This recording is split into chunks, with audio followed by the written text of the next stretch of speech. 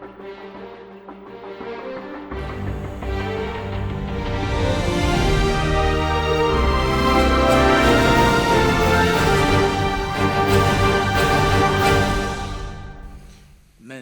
Quiero invitarte a que abras el libro de los Gálatas, capítulo 1, donde vamos a estar exponiendo desde ese texto.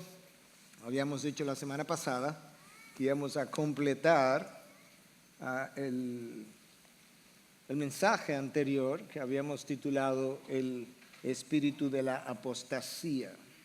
Y esta es la segunda parte de ese mensaje.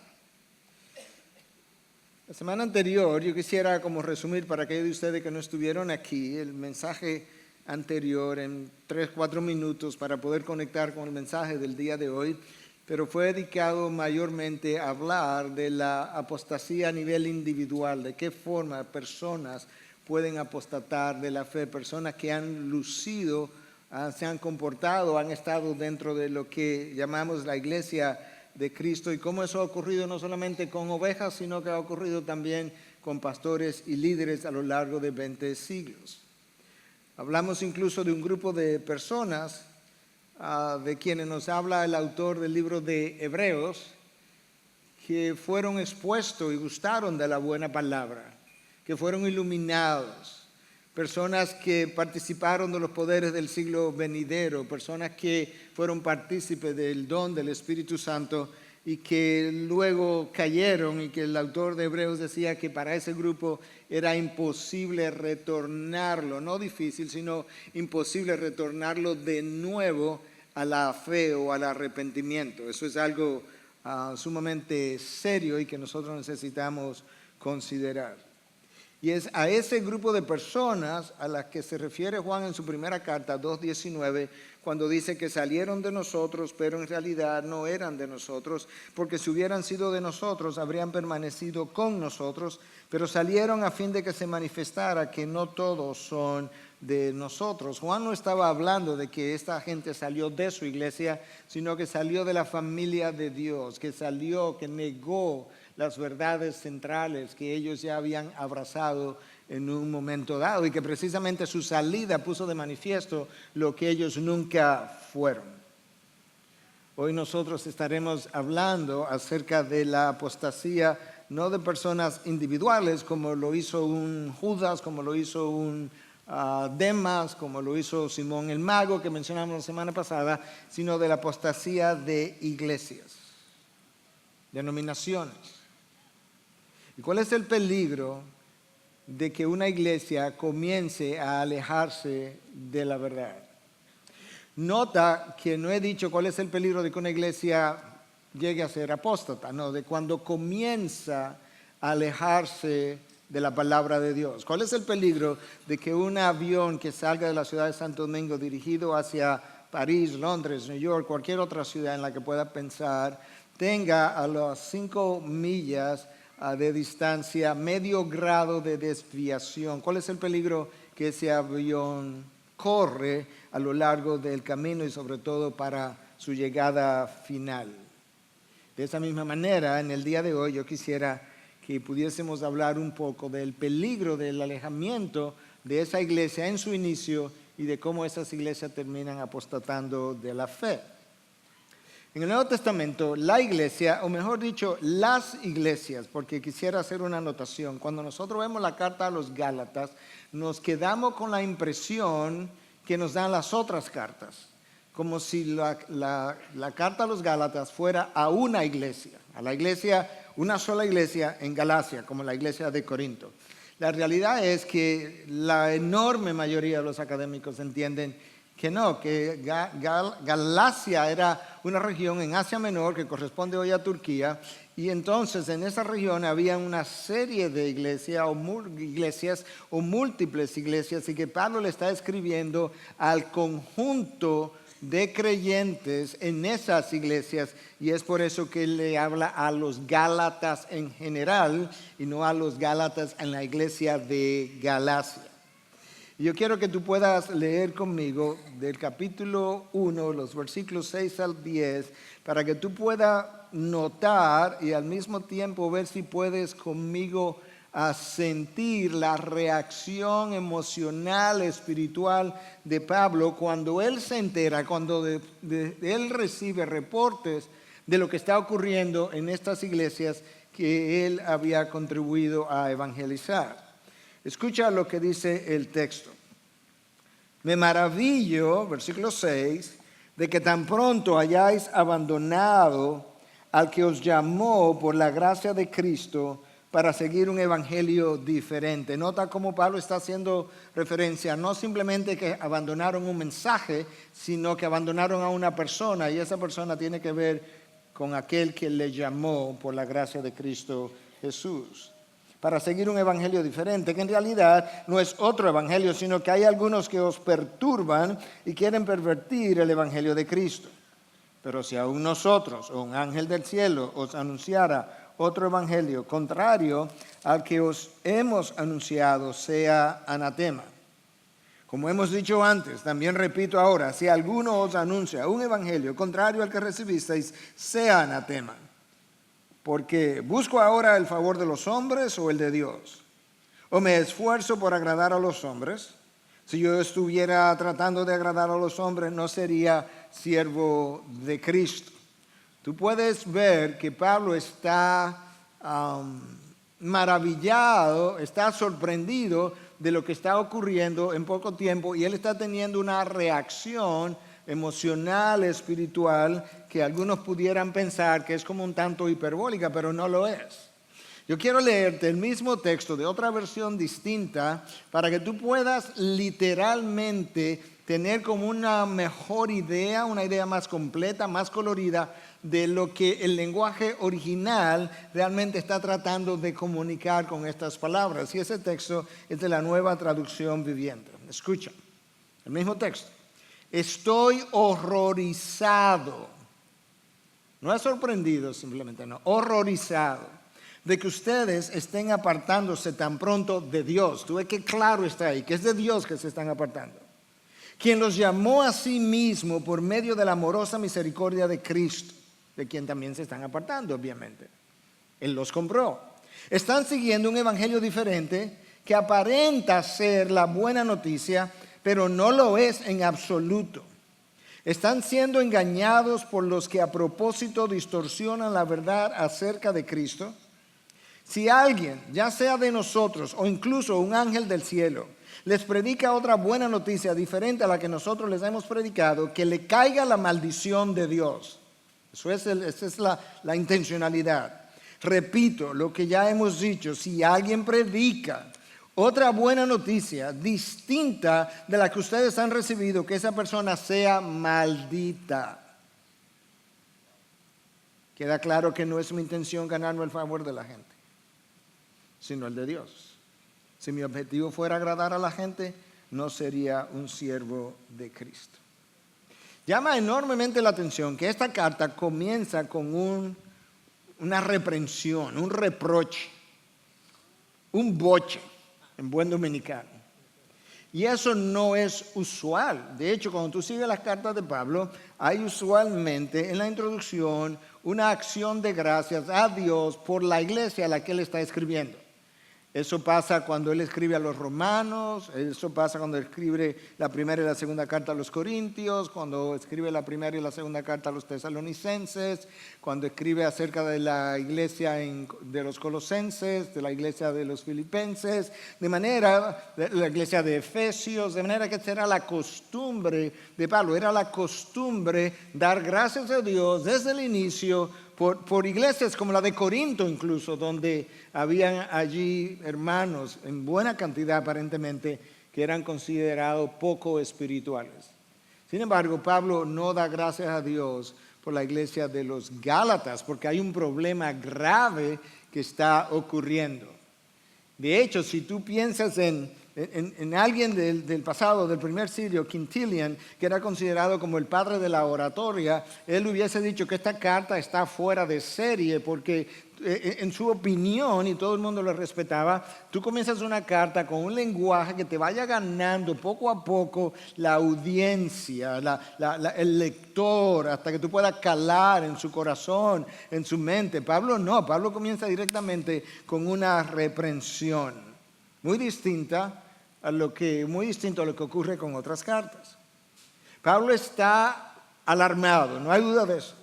Él está escandalizado, asombrado, horrorizado, dice la Nueva Traducción Viviente, que en tan poco tiempo, y no estamos 100% seguros lo que la frase en tan poco tiempo significa, quizás es que ellos fueron impulsivos y en poco tiempo comenzaron a abandonar el Evangelio, o quizás tiene que ver con el hecho de que hace como apenas un año que yo estuve por esa región evangelizando, y en apenas un año ustedes están abandonando a Dios, quien los llamó conforme a la gracia de Cristo Jesús. Ese es su escándalo. Su escándalo no es simplemente que están dejando de lado a un mensaje, es que ellos están dejando de lado a la persona que murió por ellos y derramó sangre para darle salvación, y que habiendo comenzado por la gracia, ahora ellos están terminando por un legalismo. Él no puede entender eso. ¿Cómo es que ustedes se atreven a pasar de la gracia mostrada en Cristo Jesús, en la cruz, a convertirse ahora en legalistas que quieren seguir obras de la ley y con eso se apartan de Dios y se apartan de Cristo? Han negado el Evangelio. Y cuando una iglesia niega el Evangelio, dejó de ser iglesia. Cuando una denominación niega el Evangelio, dejó de ser denominación. Lo básico, lo más básico que una iglesia requiere para ser iglesia es que proclame el Evangelio. Yo decía en el culto anterior que yo estuve en un país recientemente, voy a reservar el nombre, pero alguien en el tiempo de pregunta y respuesta, alguien de manera anónima dice, pastor, yo estoy en una iglesia donde no se predica la palabra, donde no se predica el Evangelio, ¿qué hago? Y yo dije, mira, yo no sé si en tu iglesia se predica o no se predica el Evangelio porque no estoy ahí y quiero asegurarme que no sea una cuestión de percepción.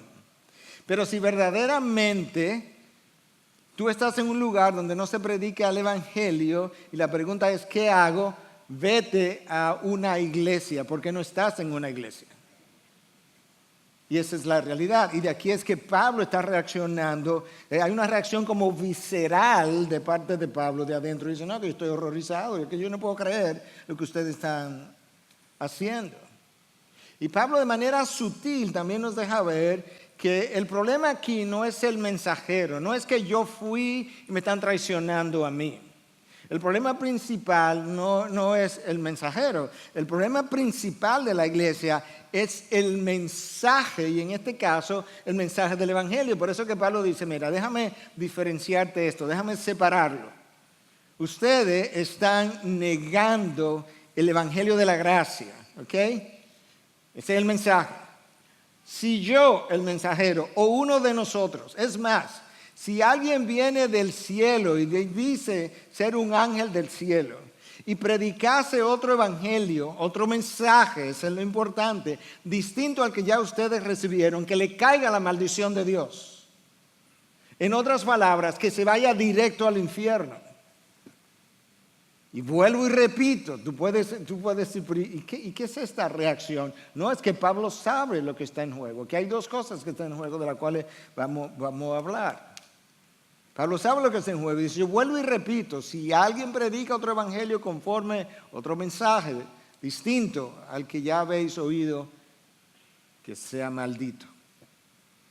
Porque hay algunos ahí en las iglesias de Galacia, judaizantes, judíos, que algunos piensan que son creyentes incluso, que probablemente eran fariseos, que todavía quieren seguir en las obras de la ley y querían el evangelio, pero querían agregar al evangelio las obras de la ley, y cuando tú haces eso, ya el evangelio no es el evangelio, y que estaban pervirtiendo el evangelio. Esa es la palabra que se usa allí, pervertir el evangelio. El problema es, cuando tú miras el original, la palabra pervertir ahí implica voltear algo con la cabeza para abajo, de manera que si este es el evangelio, allí hay algunos que le han hecho así al evangelio.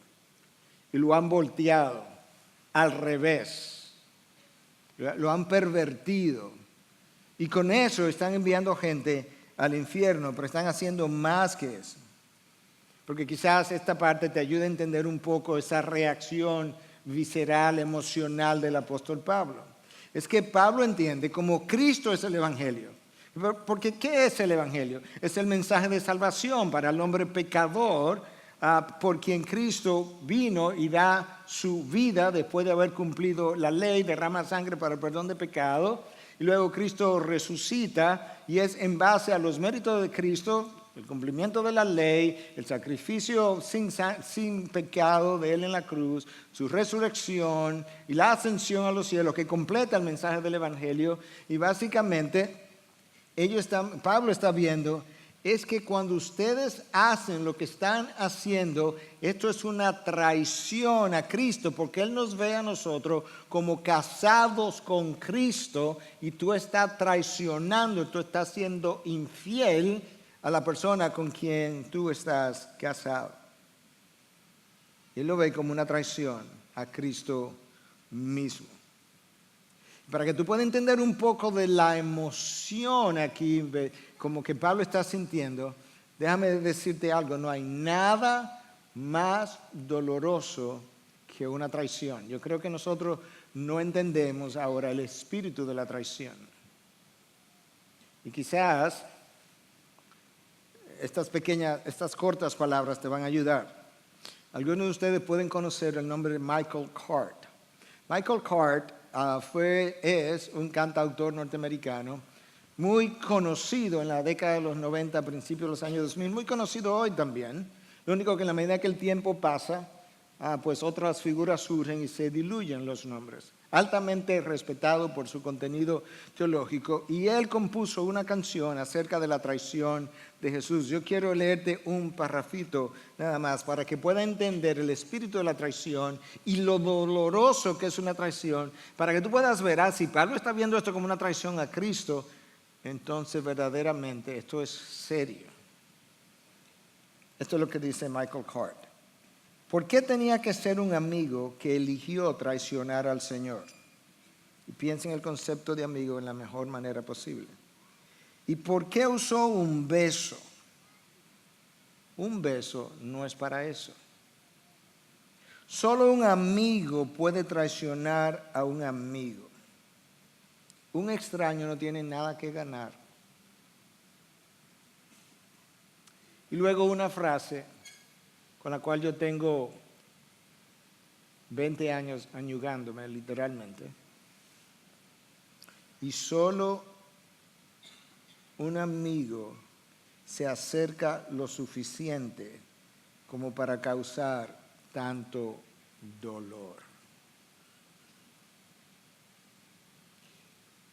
La razón por la que solamente un amigo puede traicionarte es justamente por la definición.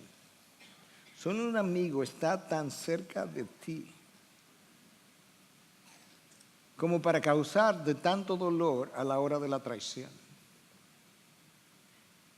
Y Pablo está viendo esto como una traición a aquel a quien nosotros estamos matrimoniados, si pudiéramos decir. Abandonar el Evangelio es traicionar a Cristo. Por eso le duele tanto a Pablo esta idea de lo que está ocurriendo. Por eso Pablo pide una maldición que caiga sobre esas personas. Y esta gente muchas veces, como ocurre hoy en día, está distorsionando, pervirtiendo el Evangelio precisamente para complacer a los hombres. Y Pablo dice en la traducción de la NTV, queda claro que no es mi intención ganarme el favor de la gente. No, si fuera mi intención ganarme el favor de la gente, yo no comienzo esta carta de esta manera, sino el de Dios. Si mi objetivo fuera agradar a la gente, no sería un siervo de Cristo. El problema es que han venido estos judaizantes y los han convencido de que el Evangelio está bien, pero necesitan estas obras de la ley para verdaderamente ser cristianos completos y genuinos. De hecho, hoy en día me enteré hace un par de años atrás que los judíos mesiánicos que son creyentes en Cristo Jesús y creen en el Evangelio, todavía creen hoy que para tú llegar a ser cristiano verdaderamente y completo, tienes que entrar por el judaísmo, tienes que circuncidarte, tienes que seguir ciertas obras y luego entonces convertirte al cristianismo. Y eso es una herejía, como era también una herejía pensar que además del evangelio puro que ellos escucharon, iban a necesitar estas obras de la ley. Escucha cómo el diccionario de la Real Academia define la herejía. Y la razón por la que uso un diccionario secular para definir una herejía es por algo que yo quisiera subrayar. Escucha cómo lo dice, que tiene relación con una doctrina religiosa como un error sostenido, esta es la parte que yo quería subrayar, cómo un documento secular es capaz de recoger el espíritu de la herejía. Es un error sostenido, no es un error temporal, es un error sostenido con obstinación, terquedad o tenacidad. ¡Wow! O sea, esta gente de la Real Academia pudieron entender bien lo que la herejía es. Es un error que tú sostienes y tú lo haces con cierta terquedad, obstinación o tenacidad. Ese es el espíritu de la herejía. Ahora, ¿por qué proliferan las herejías? ¿Por qué gente que conoce la palabra, como en el caso de los Gálatas y conocían el Evangelio, por qué se dejaron engañar, por lo menos temporalmente, hasta que esta reprensión les llega? Bueno, escucha lo que Irineo dijo en el siglo II, temprano en el siglo II, escribiendo acerca de las herejías. Él escribió un libro que se llamó Contra las herejías. Escucha lo que él dice. De hecho, el error nunca se expone de forma desnuda. No sea que una vez expuesto pueda ser detectado de inmediato, sino que está elegantemente adornado con vestido atractivo, de manera que por su apariencia exterior le haga parecer a los inexpertos, paréntesis, por ridículo que parezca la expresión, más verdadero que la verdad misma. ¿Tú escuchaste lo que Irineo dice? Irineo, uno de los padres de la iglesia, pudiéramos llamarle, él dice, este es el problema de la herejía, y es que no viene, el mensaje no está abiertamente presentado como un error, no, viene tan bien adornado y vestido que de hecho luce más verdadero que la verdadera verdad. Esa es la razón por la que es abrazada. Si el Evangelio es la verdad y tú lo puedes representar por un número y el Evangelio es el número 10, 9.9 no es el Evangelio, es casi el Evangelio. Pero no es el Evangelio. Y de esto que está preocupado Pablo. Escucha lo que John Stott dice en su comentario sobre la epístola a los Gálatas. Los mayores alborotadores de las iglesias no son aquellos que están afuera, que se nos oponen, nos ridiculizan y persiguen, sino aquellos que están adentro y tratan de cambiar el Evangelio. Eso explica la reacción de Pablo. La reacción tan violenta, si tú quieres. Ahora, la pregunta es, ¿eso le ocurrió a los Gálatas por inmaduros, porque solamente los inmaduros pueden ser engañados? ¿Eso le ocurrió porque verdaderamente no estaban preparados con buena doctrina? ¿O es posible en nuestra falibilidad humana que aún conociendo la verdad, como Adán y Eva, podamos ser engañados por parte del enemigo?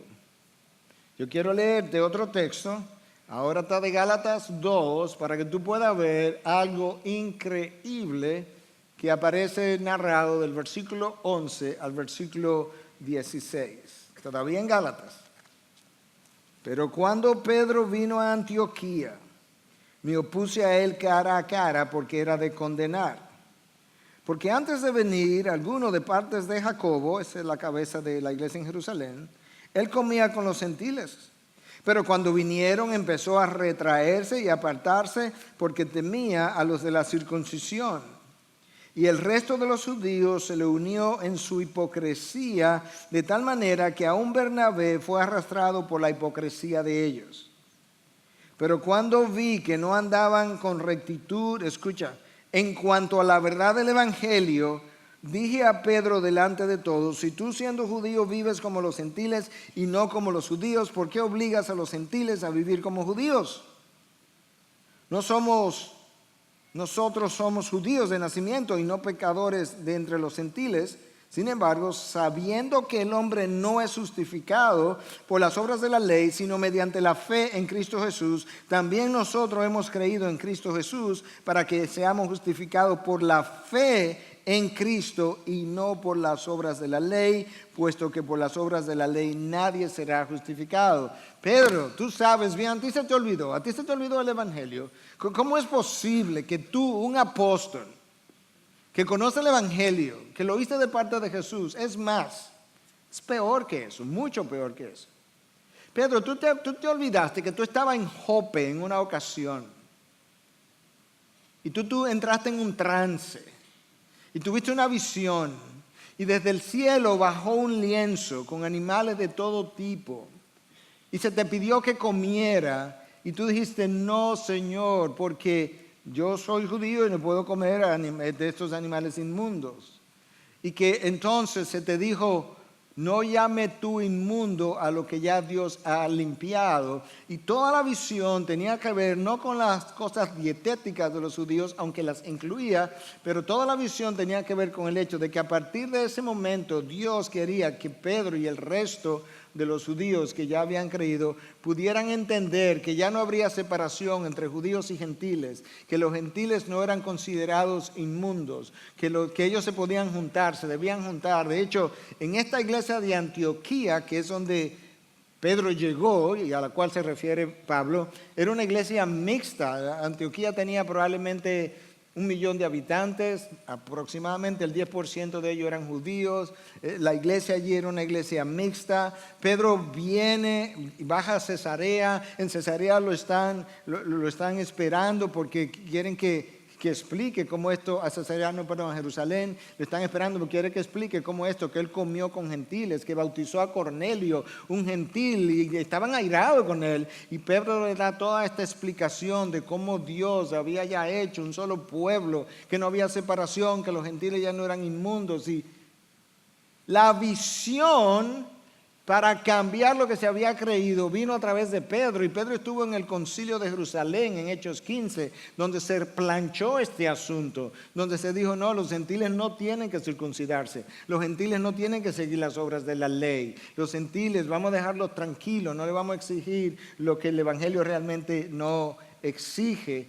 Y ahora tú, Pedro, apóstol, receptor de la visión, cuando llegan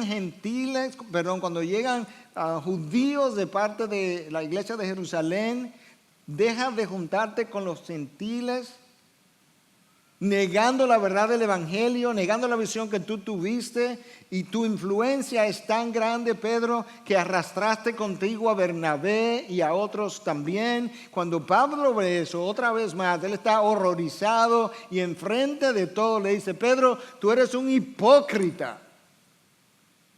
Porque antes de que estos judíos vinieran, tú comías con los gentiles, y ahora que ellos han llegado, ahora tú no te juntas con ellos. Wow.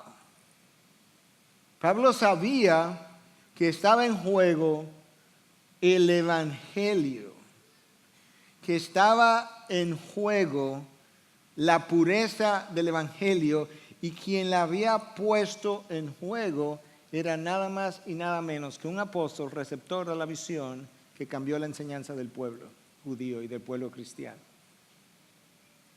¿Tú piensas que a ti y a mí no nos puede pasar? ¿Tú piensas que tú y yo somos inmunes al engaño? Hermanos, la realidad es que tú y yo somos altamente frágiles y no inmune al engaño por múltiples razones. La primera es que nosotros somos humanos falibles que todavía tenemos una naturaleza caída. En segundo lugar, nosotros vivimos en un mundo que tiene demasiadas atracciones, seducciones, tentaciones, colores, movimientos, ofertas, oportunidades, y todas esas cosas amenazan lo que es mi fe, mi creencia, amenazan lo que son los deseos de mi espíritu, porque alimentan los deseos de la carne, y claro que nosotros estamos expuestos a la desviación. Y la desviación siempre comienza con un alejamiento de la palabra de Dios que contiene la verdad. Lloyd Jones, el predicador del siglo pasado, cuando ves que tú hablas del siglo pasado, piensa que hace 100 años de eso, no. Él murió en 1981, creo. Decía, todos los males de la iglesia y de las naciones hoy se deben a una desviación de la palabra de Dios. Revisa la iglesia que tú quieres, encuentra el problema que tú quieras. El problema es una desviación de la palabra de Dios. La doctrina siempre ha estado bajo asedio, todo el tiempo, por 20 siglos.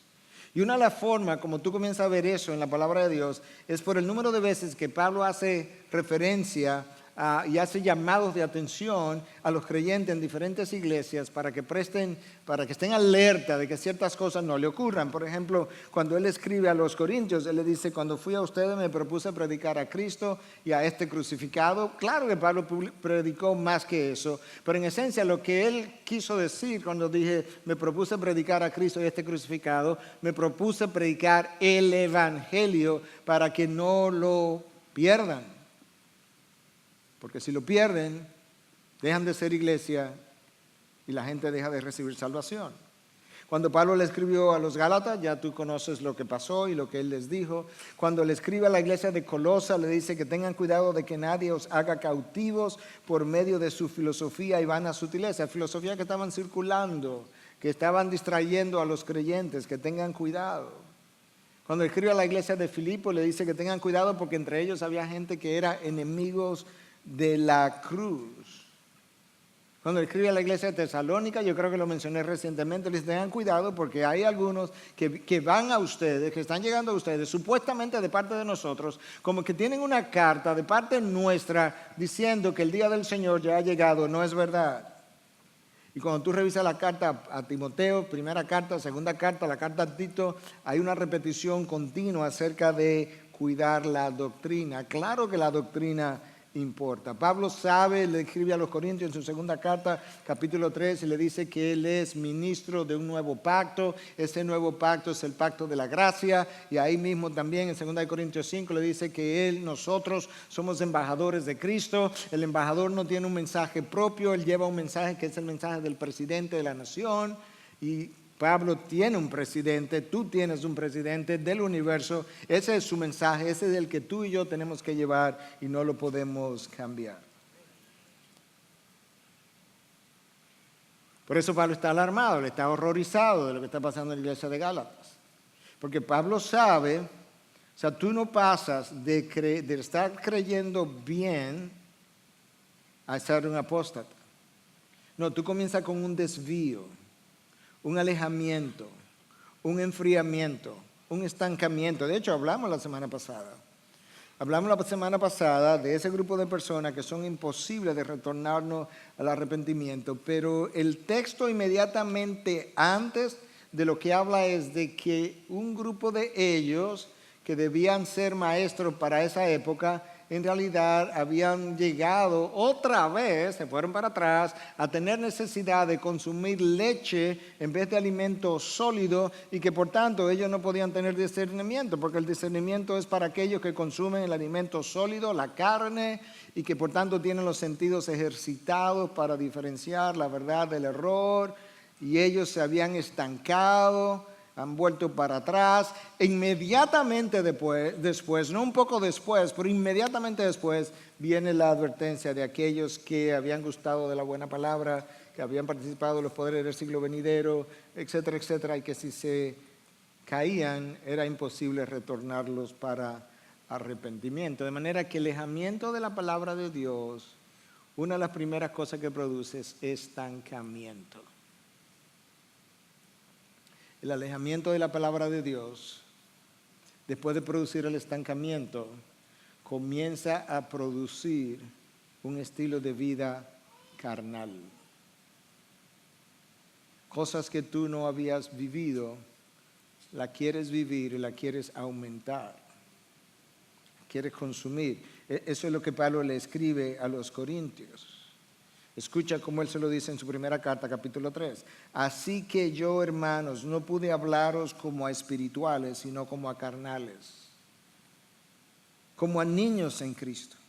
Os di a beber leche, no alimento sólido, porque todavía no podíais recibirlo. Cuando yo fui, me di cuenta que ustedes no podían recibir alimento sólido y les di a beber leche. Pero eso no es el problema, eso no es el único problema. En verdad, ni aún ahora podéis. Yo me fui y ahora estoy escribiendo meses o 1 o 2 años después y resulta que todavía no podéis consumir alimento sólido, porque todavía sois carnales. ¿Por qué? Porque hay contiendas, hay celos entre vosotros. Y uno dice que de Pablo, otro de Apolo, otro de Cefas. ¿Y quién es Pablo y quién es Apolos? Pero tú puedes ver que el alejamiento de la palabra de Dios no solamente produce un estancamiento, como el autor de Hebreos hablaba, sino que después de mi estancamiento comienza a producir un estilo de vida carnal. Después del primer culto, se me acercó una joven. Me dice, pastor, yo necesito rápidamente preguntarle, identifiqué la palabra en el mensaje que tiene que ver conmigo. Ok, cuéntame. Estancamiento, yo estoy ahí estancada. ¿Qué yo puedo hacer? Le digo, bueno, yo creo que tiene que comenzar pidiéndole a Dios que te dé arrepentimiento por tu estancamiento, en vez de crecer. Me dice, sí, yo entiendo. Le dije, ahora, usualmente el estancamiento se produce o está asociado a un estilo de vida carnal.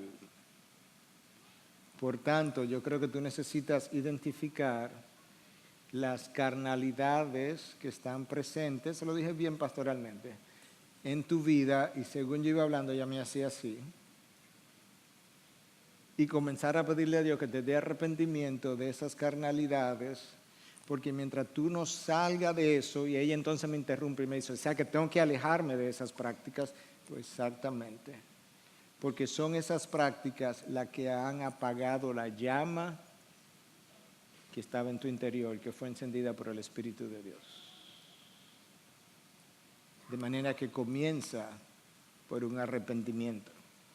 Yo oré con ella y me dio las gracias, pero yo creo que Dios me dio una persona para ilustrarme lo que yo acabo de decir con relación a los corintios. Ahora, eso no es lo único. La única consecuencia que produce el alejamiento de la palabra. Cuando tú revisas la historia de las iglesias, recuerda que estamos hablando de la apostasía a nivel de iglesias. Cuando tú revisas la historia de las iglesias a la que Cristo le pasa revista en el libro de Apocalipsis, nota lo que dice de la iglesia de Éfeso, una iglesia extraordinaria. Fundada por Pablo, por ahí estuvo, como hemos dicho otra vez, Aquila y Priscila y Apolos, que era poderoso en palabra, y terminó siendo pastor de Éfeso. Juan estuvo ahí por un tiempo, y luego Timoteo fue pastor. Algo, bueno, un equipo, el Dream Team, pasó por ahí. Cristo le dice, el que tiene las 7 estrellas en su mano derecha, ese es Cristo. El que anda entre los 7 candelabros de oro, ese Cristo paseándose entre las 7 iglesias, dice esto, yo conozco tus obras, tu apatía y tu perseverancia, y que no puedes soportar a los malos y has sometido a prueba a los que dicen ser apóstoles y no lo son, y los has llamado mentirosos. Tienes perseverancia y has sufrido por mi nombre y no has desmayado. Oye, tú has sido una iglesia extraordinaria. Tú fuiste detrás de los falsos apóstoles, los denunciaste, los descubriste, los denunciaste, no has desmayado. Es más, tú has sido capaz de sufrir por causa de mi nombre. Sin embargo, yo tengo una cosa contra ti. ¿Y cuál pudiera ser de una iglesia descrita de una manera tan fiel? Piensa en tu persona, de forma, o sea, en ti como algo personal más que como iglesia. Que tú has perdido tu primer amor. En otras palabras, tú has hecho todo eso, pero tú sabes que lo has hecho porque has llegado a amar tu ministerio, tu iglesia, tu obra, tu esfuerzo, pero no porque tú me amas a mí. ¿Tú te acuerdas de aquella pasión que tú tuviste una vez en años atrás cuando naciste de nuevo? ¿Dónde está eso? ¿A dónde se ha ido? ¿Por qué lo dejaste morir? Porque el pan de vida está ahora lejos de ti. No hay lectura, no hay meditación, no hay convicción, porque lee los pasajes básicamente que te bendicen y no los que te confrontan. Eso es una cosa que puede pasar. Uno es estancamiento, la otra es un estilo de vida que comienza a ser carnal, la otra es la pérdida de tu primer amor, o lo que le pasó a la iglesia de Pérgamo, y es que dejó penetrar herejías. Yo sé dónde moras, donde está el trono de Satanás. Ahí está la iglesia. O sea, es un área difícil. La iglesia fue plantada ahí. Un área de mucha influencia espiritual del reino de las tinieblas. Guarda fielmente mi nombre. Wow, va bien. Y no has negado mi fe. Wow. Aún en los días de Antipas, mi testigo, mi siervo fiel, fue muerto entre vosotros, donde mora Satanás. Pero yo tengo unas pocas cosas contra ti. Okay, o sea, si soy una iglesia fiel y no he negado la fe, ¿cuál es el problema? Es que tienes ahí a los que mantienen la doctrina de Balaam, que enseñaba a Balac a poner tropiezo ante los hijos de Israel, a comer cosas sacrificadas a los ídolos y a cometer actos de inmoralidad. Así tú también tienes algunos que de la misma manera mantienen la doctrina de los nicolaitas. Por tanto, arrepiéntete, si no vendré a ti pronto y pelearé contra ellos con la espada en mi boca. ¿Tú sabes cuál es tu problema? Que mientras tú estás muy tranquilo, creyendo y no negando mi fe, al mismo tiempo se han introducido entre ustedes gente que tiene la doctrina de los nicolaitas. No voy a entrar en detalles ahora porque el tiempo no me da. Y gente que enseña la doctrina de Balaam, que quería aceptar dinero por los favores de Dios. Y tú los tienes ahí y está callado y no está diciendo nada y no lo está denunciando. Y eso va a corromper mi iglesia y va a hacer que pierdas el evangelio. Entonces, una de las cosas que hace el alejamiento de la palabra es que tú comienzas a dejar entrar herejías. Porque incluso la palabra como que se te comienza a olvidar, o tú comienzas a pensar, no hay que ser tan estricto, hay que ser más benevolente. Eso era yo cuando estaba más joven. Peor aún, el alejamiento de la palabra mata la iglesia. Déjame leerte de una iglesia muerta. Porque la única manera de hablar como de la apostasía, de una forma bíblica, de la apostasía de iglesia, es leyendo historias de iglesia que están aquí registradas. Y están ahí registradas para nosotros, como dice Pablo, que todo lo que está ahí, que se escribió, es para nosotros, no para aquella gente solamente. Escucha lo que le pasó a la iglesia de Sardis. El que tiene los 7 espíritus de Dios, es la forma de hablar de la omnisciencia de Dios, es el Cristo, y las 7 estrellas, las 7 iglesias, 7 candelabros, esa es la imagenología. Dice esto: yo conozco tus obras, que tienen nombre de que vives, pero estás muerto. Ponte en vela y afirma las cosas que quedan. Te quedan algunas cosas, afirma esas, que estaban a punto de morir, porque no he hallado completas tus obras delante de mi Dios. Acuérdate pues de lo que has recibido y oído. ¿Tú te acuerdas lo que tú recibiste, lo que tú oíste? Acuérdalo, trae a la memoria, guárdalo y arrepiéntete. Que tu arrepentimiento sea el fruto de haber recordado lo que aprendiste una vez, lo que oíste una vez. Porque tú sabes que tú estás muerto. Tú crees que estás vivo, pero estás muerto. Por tanto, si no velas, vendré como ladrón y no sabrás a qué hora vendrá sobre ti. ¿Cuándo vendrá el Señor y pasará justicia a mi persona o a tu iglesia o a tu matrimonio o a cualquier otra cosa? En la plenitud del tiempo. ¿Y cuándo es eso? No sabemos, pero hay un tiempo. Imagínate que Dios baje a la Ivy y le dice: ¿tú sabes qué, Ivy? Tú tienes fama en Latinoamérica de esto, de aquello, de lo otro, y la gente te ve y te ve por el internet y piensa que tú estás viva, pero tú estás muerta. ¿Tú te imaginas? ¿Tú te imaginas el choque? El peso, es como 2,000 libras de peso. O aún si el Señor me dijera, ¿tú sabes qué, Miguel? Tú luces muy vivo, pero no te das cuenta que tú has comenzado a morir. Wow. O también nos pudiera pasar que en el desarrollo de la iglesia o del ministerio nosotros podamos llegarnos a creer que somos autosuficientes, que no tenemos necesidad, todo está suplido, lo tenemos todo. Y yo quiero hablarte de eso. Ocurre cuando tú te apartas de lo que esta Biblia dice y que te recuerda continuamente. Yo quiero hablarte de una iglesia que le pasó justamente eso, la iglesia de la Odisea, que se sintió autocomplacida. Esto es lo que Cristo dice, y escribe al ángel de la iglesia en la Odisea. El amén, ese es él, el testigo fiel y verdadero, el principio de la creación de Dios dice esto: yo conozco tus obras, que ni eres ni frío ni caliente. Ojalá fueras frío o caliente.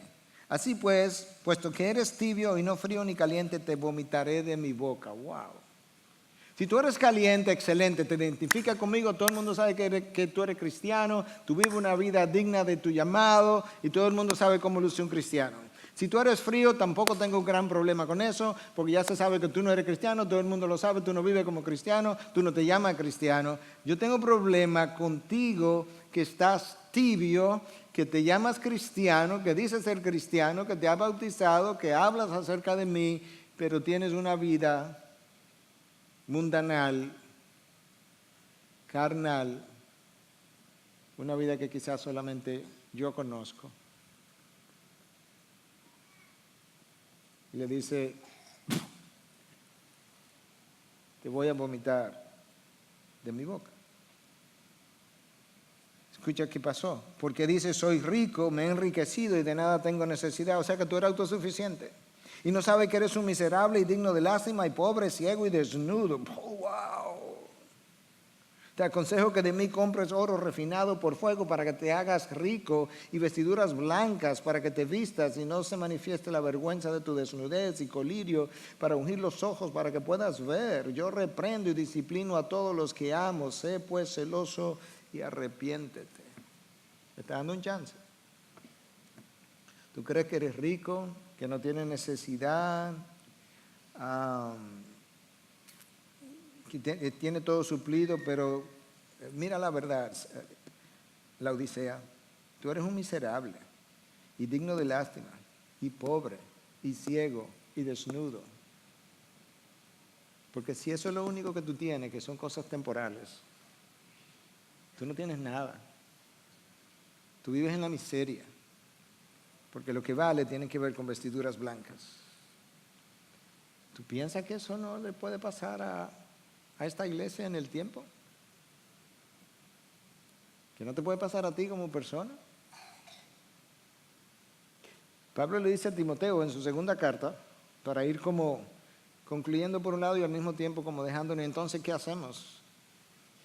Le dice Pablo a Timoteo en su segunda carta, capítulo 1, versículo 13, que retenga las sanas palabras. Las sanas palabras tienen que ver con el Evangelio, como el modelo del Evangelio, que siga ese patrón, ese dibujo. Esa palabra traducida como sana palabra tiene que ver con eso, como un plano que tú vas a seguir todo el tiempo. Pero luego le dice, en el versículo 14, 2 Timoteo 1:14, guarda mediante el Espíritu Santo que habita en nosotros el tesoro que te ha sido encomendado. Déjame leerte lo de la NTV, Nueva Traducción Viviente. Guarda con sumo cuidado la preciosa verdad que se te confió. Ahí está la palabra, tú tienes que hacer esto, tú tienes que guardar el Evangelio, pero sabes que tú no tienes el poder, tú no tienes la habilidad, tú no tienes la fortaleza, tú no tienes incluso la sapiencia que ni siquiera Adán tuvo para no caer en el error. Si tú vas a sobrevivir, tú necesitas llenura del Espíritu. Ahora, escúchame, si tú eres creyente, aquí no hay creyentes que tienen un 30% del Espíritu, un 60% del Espíritu y un 100% del Espíritu. No, el Espíritu está en su plenitud dentro de ti. Lo que no hay en cada creyente necesariamente es el mismo grado de llenura, pero el grado de llenura tiene que ver, es con una ilustración, la manera como el Espíritu se infla dentro de ti, ayudándote entonces a tener todas las habilidades y potencialidades que un cristiano tiene cuando él ha tomado todas las áreas de su vida, todas las áreas de su mente, de sus deseos, de sus impulsos, de sus anhelos, y las ha sometido al gobierno de Cristo, y Cristo es ahora Señor y Rey de cada rincón de su vida. Eso es donde se ve la llenura. La llenura se ve en la medida en que Cristo gobierna cada vez más áreas de tu vida. Y por tanto, las manifestaciones del Espíritu, como el fruto del Espíritu, pues son más evidentes. Porque esa llenura es la que te va a permitir a discernir la verdad del error, para que no te vayas para un lado como Pedro o aún como un Adán. Es la llenura del Espíritu que te va a decir, mira, eso es una piedra de tropiezo en tu vida, ya sea algo material, ya sea una circunstancia, ya sea una oferta de trabajo, ya sea algo que tú estás pensando, una decisión que tú estás pensando tomar en el futuro, ya sea una persona, lo que sea, es una piedra de tropiezo, ten cuidado. Porque lo que ocurre es que el Espíritu es que va a mantener la llama que el Espíritu encendió el día que tú naciste de nuevo. Yo no puedo mantener la llama viva que fue encendida por el Espíritu. Es el Espíritu que puede mantener esa llama viva, pero si yo no estoy lleno de su Espíritu, porque he permitido en el tiempo que áreas cada vez más numerosas o más grandes queden sometidas de nuevo al poder de mi carne y no al poder del Espíritu, entonces mi llama comienza a apagarse. Y ahora, las cosas por las cuales yo tenía pasión, tú sabes que no lucen tan bien, no tienen tanto brillo, no me llaman tanto la atención. Es el Espíritu que pone en ti el querer como el hacer. Es el Espíritu que a través de su llenura te va a dar palabras para tú poder explicar el Evangelio, presentar el Evangelio, defender el Evangelio. Es el Espíritu que cuando llega la persecución o el sufrimiento o el dolor o la pérdida, que te va a dar la gracia para sostenerte ahí fiel en medio de la dificultad. Y es por eso que Pablo dice, guarda la preciosa verdad que se te ha entregado mediante el Espíritu. La Biblia de las Américas dice el tesoro que te ha sido encomendado. Ese tesoro no es otro que el Evangelio. Y en el lenguaje original, esa expresión, el tesoro que te ha sido encomendado y guarda, tiene que ver con esta idea. En la antigüedad no había bancos donde guardar dinero, donde guardar joyas. Entonces la gente encontraba a alguien que tuviera una casa más segura, alguien que fuera pudiente, que pudiera guardar cosas. De hecho, gente de mi familia me ha dado papeles para que los guarde en nuestra caja fuerte, y creo que hablé de eso en una ocasión, donde tenemos papeles también. Esa era la idea. Y Pablo le está diciendo a Timoteo, Timoteo, a ti se te entregó el Evangelio. Guárdalo. Tú eres responsable. De hecho, la próxima conferencia de T4G o Junto por el Evangelio, el año que viene, abril creo que es, marzo, abril, se llama justamente eso, Entrusted with the Gospel, o se me ha confiado el Evangelio, para que aquellos que asistan puedan entender hasta dónde tienen que estar dispuestos a hacer lo que haya que hacer para mantener la pureza del Evangelio. Pablo está preocupado con la tergiversación del Evangelio, está preocupado con la infiltración de los falsos maestros. Y por eso cuando él escribe a Tito, ahora una de las cartas pastorales, en 1:9 le dice, reteniendo la palabra fiel, es el Evangelio, que es conforme a la enseñanza para que sea capaz también de exhortar con sana doctrina y refutar a lo que contradicen. No solamente necesita guardar el Evangelio, conocer el Evangelio, sino que cuando el Evangelio es opuesto, es contradicho, es diluido, es atacado, tú refutas. Porque hay una preocupación con mantener el Evangelio. La iglesia de hoy ha perdido el evangelio al pragmatismo, a lo que funciona.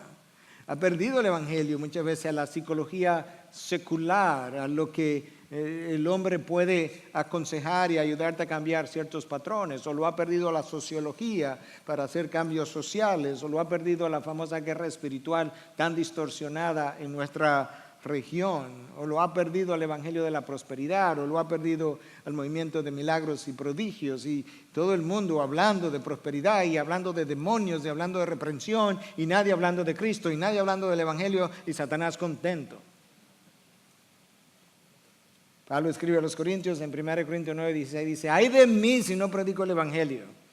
¿Tú sabes por qué? Porque Pablo está consciente de que cuando le escribió a los Gálatas, que probablemente le escribió primero que a los Corintios, cuando le escribió a los Gálatas, él pronunció una maldición sobre él y cualquier otra persona que predicara otro evangelio diferente al que ya había predicado. Él dice: ay de mí si yo no predico el evangelio.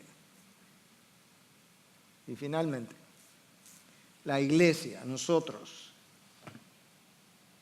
la iglesia mundial, pero la iglesia local tiene la responsabilidad, de acuerdo a 1 Timoteo 3:15, hacer columna y sostén de la verdad. La iglesia de Dios vivo, columna y sostén de la verdad. Aquí está Dios, aquí está su iglesia. La iglesia no gobierna a Dios, no sostiene a Dios, pero Dios le ha depositado una verdad. Y Dios dice: ustedes son la columna y el sostén de la verdad. Si ustedes pierden la verdad, no hay institución ni lugar alguno en todo el planeta donde tú puedas encontrar la verdad para salvación. Y de ahí la responsabilidad. Y por eso yo decía esta mañana, ustedes que representan la iglesia, ustedes son responsables de lo que aquí se predica. Ustedes son responsables de que lo que se ha predicado conforme a la palabra por los primeros 20, 21 años siga siendo predicado hasta que la iglesia deje de existir, de la misma forma, de la misma manera, con la misma fidelidad. Porque no es solamente el predicador que es responsable, ustedes escuchan, han sido educados, ustedes tienen una responsabilidad de demandar, por así decir, que la fidelidad a la palabra y al evangelio se mantenga. Porque es una responsabilidad de todo, columna y sostén de la verdad. ¿Te das cuenta la importancia que tiene el permanecer apegado a la palabra? A nivel personal, la enorme importancia e implicación o implicaciones, y lo mismo como iglesia. Es un asunto mucho más serio de lo que tú y yo pensamos. De manera que al final de este día, yo quiero que recuerde que tu compromiso es mantener el evangelio. ¿Y qué es el evangelio? El evangelio es el mensaje de buenas nuevas de salvación de Dios para el hombre, un hombre que estaba perdido en delitos y pecados, que tenía que ser salvo, y la única manera que podía ser salvo es por derramamiento de sangre, porque sin derramamiento de sangre no hay perdón de pecado, de acuerdo a Hebreos 9, y Cristo vino, cumplió la ley a cabalidad, porque tú no podías llenarla, ni yo tampoco. Fue a la cruz, derramó su sangre para el perdón de pecados, justificó allí a los elegidos de Dios, fue enterrado, fue sepultado, fue resucitado al tercer día y subió a la diestra del Padre. Ese es el mensaje del evangelio y las buenas nuevas, que si tú pones tu fe en Él, Él por gracia te otorga algo que tú jamás podías conseguir. Ese es el mensaje del evangelio. Eso es lo que tú tienes que mantener puro, de la responsabilidad que se nos ha otorgado. Pero un gran privilegio también.